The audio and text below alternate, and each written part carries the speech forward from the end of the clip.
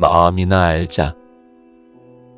천, 명, 일, 일부, 마음의 고향. 마음 너머를 본 성자들.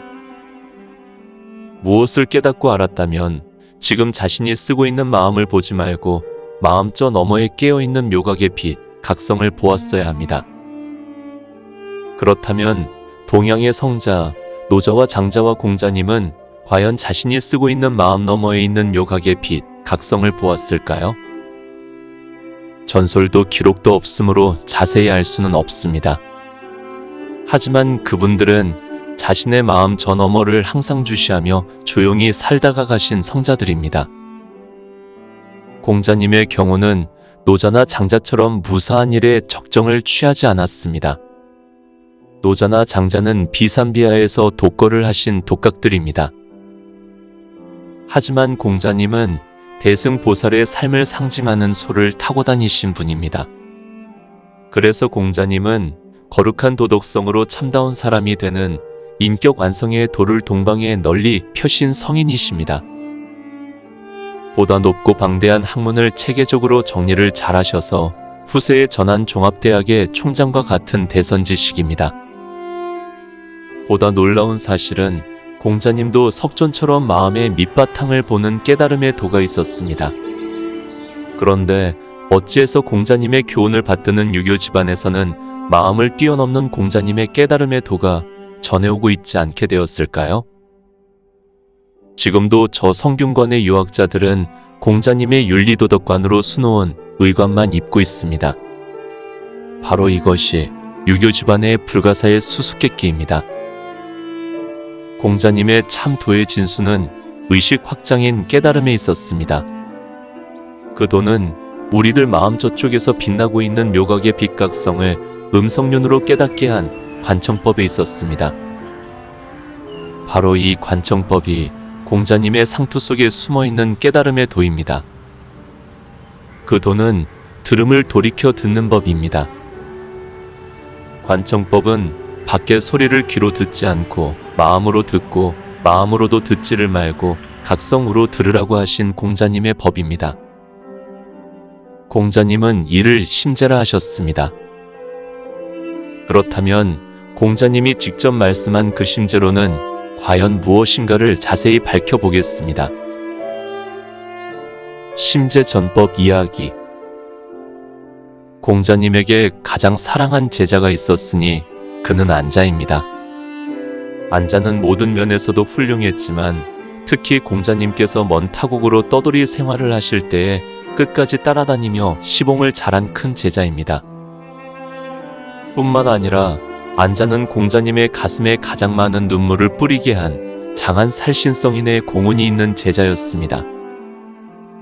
공자님은 천하가 다 아는 도덕군자이기도 하지만 오늘날 세계만방의 교육기관인 학교를 창시한 시조 할배이기도 합니다.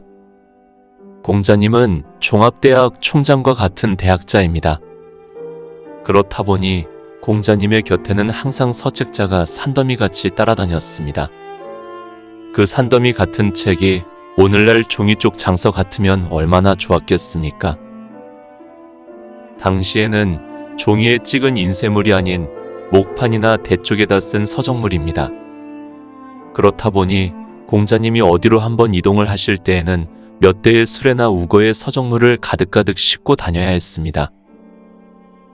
한때의 공자님은 먼 나라로 출국을 하시게 되었습니다. 동시에 저 엄청난 장서들도 함께 이동을 하게 되었습니다. 무진난행 고행자 보살도가 다 그렇듯이 공자님도 한평생을 떠돌이 생활을 하셨습니다. 가진 것이란 공자님에게는 글쓴 서작물 밖에는 없었습니다. 그런데 그 많은 서작물들을 가득가득 실은 수레가 길 없는 길을 가다가 그만 벼랑을 뒹굴며 떨어져 하필이면 어쩌자고 큰 물 웅덩이로 풍덩하고 빠지고 말았습니다. 이 기막힌 낭패를 당하신 공자님도 아연실색을 하시며 지켜만 보고 계셨습니다. 구처 없이 당하게 된 놀라운 참경을 곁에서 지켜본 안자가 그만 풍덩하고 흙탕물 물구덩이로 뛰어들었습니다. 안자는 흙탕물 속을 들쑥날쑥해 가면서 책자 꾸러미를 밖으로 건져내었습니다. 하지만 안자는 결국 흙탕물에 기도가 막혀서 숨을 거두고 말았습니다. 졸지에 하늘이 무너지는 애통한 참경을 당하신 공자님은 평생 안자의 장한 죽음을 애통해 하다가 임종에 이르러서도 안자의 이름을 크게 부르시다가 운명을 하셨다고 합니다. 바로 그 안자가 어느 때 공자님께 이렇게 여쭌 말씀이 있었습니다. 스승님, 제가 초나라로 가서 제국주의 패왕과 호전주의 군신들을 선도를 좀 하고 돌아오겠습니다. 안자의 말씀을 듣고 계시던 공자님은 이렇게 반문을 하셨습니다. 내가 무슨 변제로 아짓불통에 폭군들을 선도한단 말이냐? 그렇게 묻자 안자는 쉽게 말씀을 올렸습니다. 스승님의 교지대로 덕치로 훈도를 하겠습니다. 그러자 공자님은 안자를 기특히 보시면서 내가 먼저 닦아야 할 마음을 말키고 밝히는 심재가 수양이 되어 있지 않고서는 그 누구도 구제할 수가 없단다. 그러니 내가 너로 하여금 너 자신의 마음 너머에 빛나고 있는 각성을 말키고 밝히는 심재법을 주마. 하시고는 안자에게 마음의 문을 여는 깨침의 심재론을 들려주시려고 하자 안자가 반문을 했습니다. 스승님, 저는 본시 가난하여 술 먹고 고기를 그만 지도 오래입니다.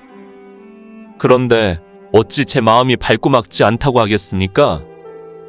공자님이 반문하는 안자를 딱하게 보시며 하시는 말씀이 내가 아는 심재는 세속에서 제삿날 주육을 피하고 몸을 정제하는 재래의 법도의 심재일 뿐이다.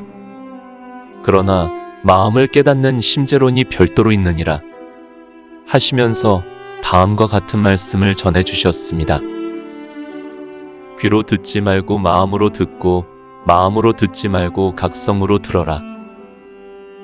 이 말씀의 내용은 마음 너머에 빛나고 있는 묘각의 각성을 귀띔해 주신 말씀입니다. 공자님은 이미 묘각의 빛, 각성을 터득하고 계셨던 법문입니다.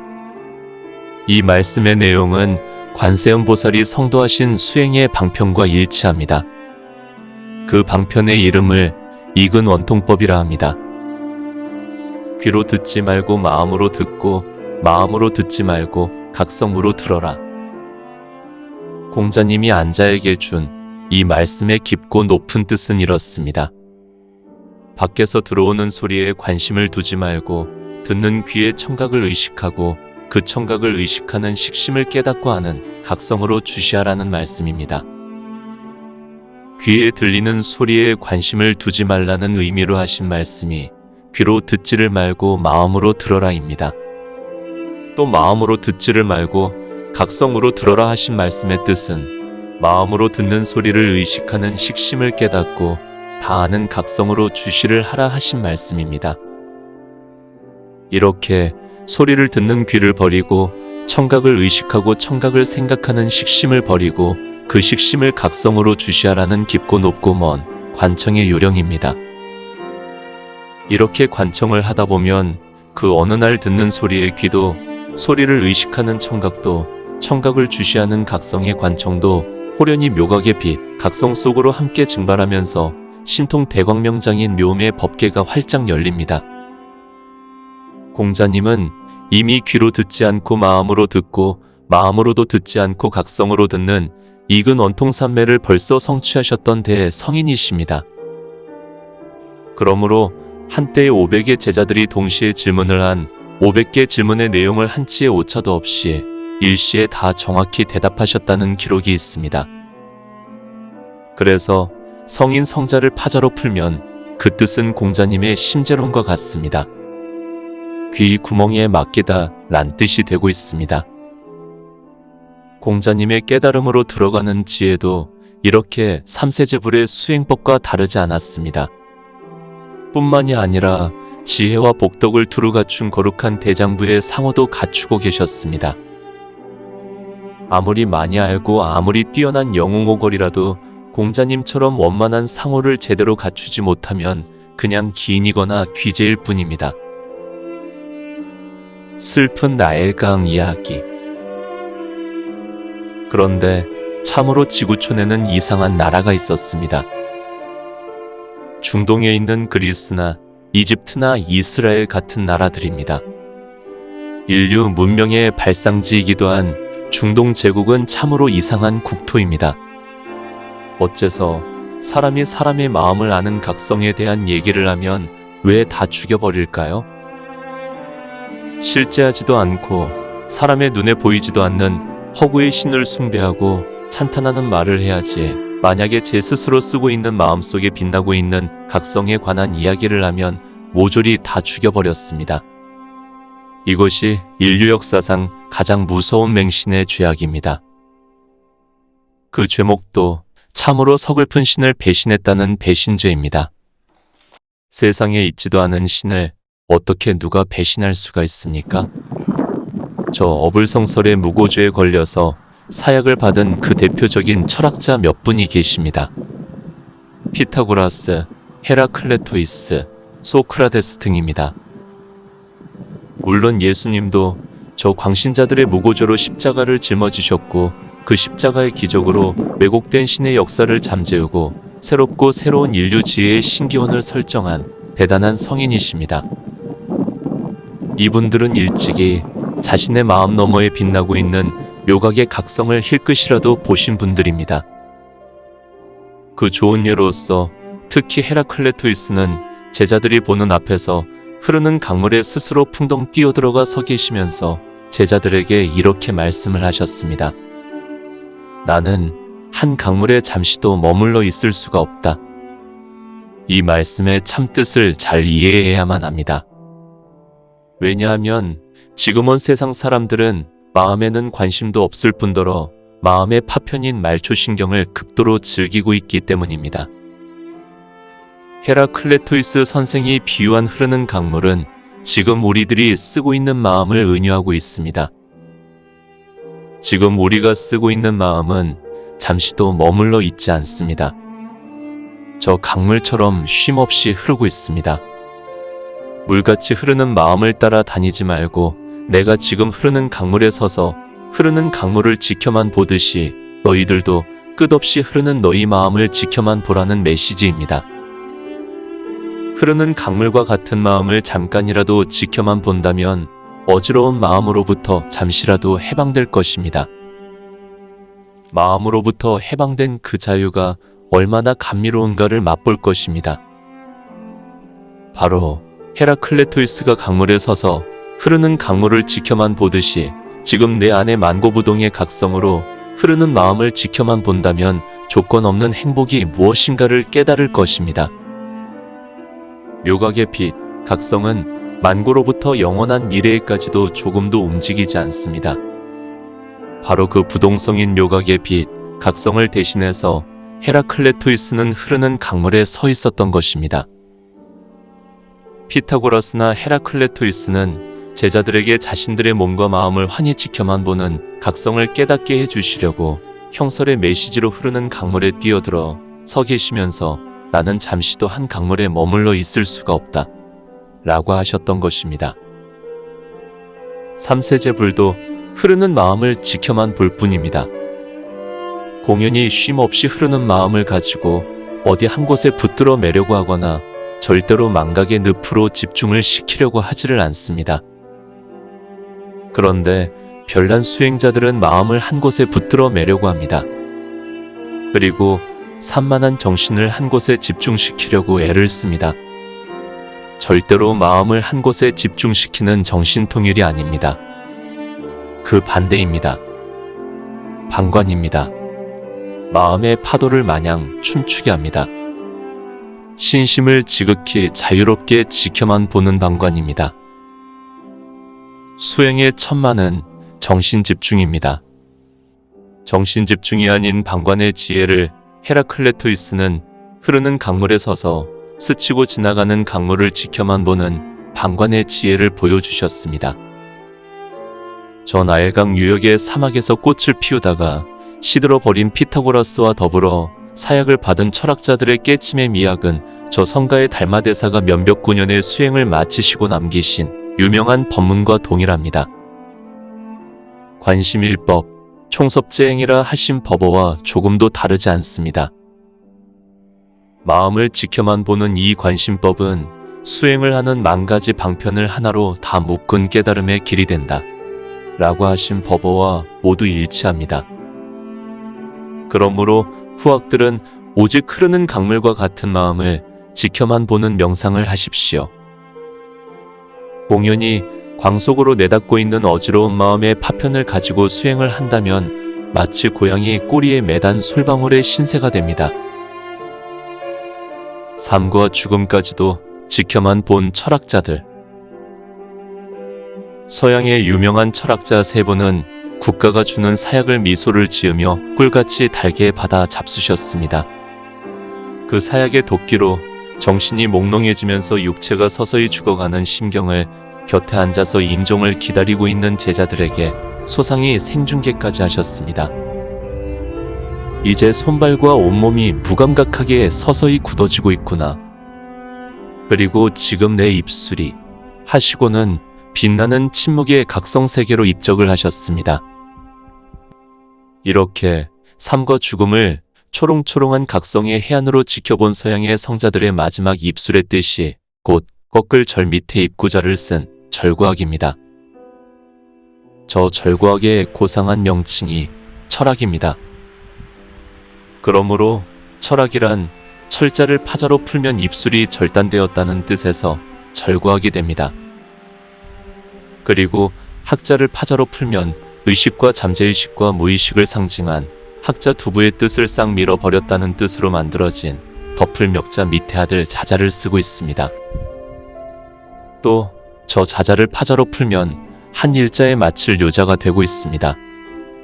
이 뜻은 하나의 각성을 요달했다는 뜻이 됩니다. 그래서 동양에서는 성자들의 이름 앞에는 반드시 자가 붙어 있습니다. 저 노자나 장자, 열자, 공자님 등입니다. 이분들은 모두 마음을 싹 쓸어버리고 마음 너머에 빛나고 있는 묘각의 각성을 보신 각자들입니다. 그래서 동양에는 각성을 깨친 성자들에게는 꼭 자자가 따라붙고 서양에서는 깨친 자의 마지막 입술이란 뜻으로 서양의 각자들에게는 철학자라고 하는 경칭이 따라붙습니다. 이렇게 세계만방의 각자들은 삶과 죽음을 지켜만 보았습니다. 마치 우리가 타향으로 이리저리 떠돌이 생활을 한 것처럼 자자가 붙는 동양의 성자나 서양의 철학자들은 항상 생사를 지켜만 보는 삶을 살아왔기 때문에 자신들이 세세생생으로 생사를 윤회하면서 살아온 전생을 스스로 다 환히 보고 다합니다. 그렇기 때문에 각자들은 무량 항아작업을 낳다 죽었다 해온 자신의 과거 전생사를 환히 다 봅니다. 마치 우리가 어제 그저께 겪은 일처럼 환히 다 보고 다합니다. 이 같은 지혜의 눈을 불문해서는 해안이라 하고 해안으로 전생사를 알고 보는 눈을 숙명통이라 합니다.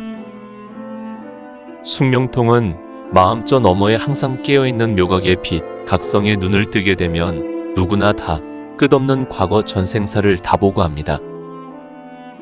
아, 보라. 저 나일강 유역의 유명한 철학자들도 이와 같은 각성의 눈이 조금은 다 있었습니다. 생사를 지켜보는 눈이 있었습니다. 이러한 진실도 모르는 소경 같은 저 신맹들은 제 스스로 제 아버지의 징검다리를 타고 어머니의 태중으로 입퇴를 한 사실조차도 까맣게 모릅니다. 그러나 깨달은 각자들은 부모의 애무로 입퇴해서 자신이 창조가 되는 전 과정을 환히 다 봅니다. 저 옛날 부처님의 제자 해공제일 수보리 같은 분은 어머니의 태중에 있으면서 시방세계로 여행을 다니면서 많은 중생들에게 설법도 했다는 기록이 있습니다. 각성에 해안이 없는 일반 범부 중생들은 다 제쳐두고 말입니다. 세상에 무얼 좀 깨쳤다는 분들께 묻습니다. 정말로 그대의 모태 에르사관을 아십니까? 제발 1살, 2살 때의 기억도 없으면서 무얼 깨달았다는 망언은 삼가야 합니다. 죄 중에서 가장 무서운 죄는 깨달음이 무엇인 줄도 모르면서 깨달았다고 하는 망어죄입니다.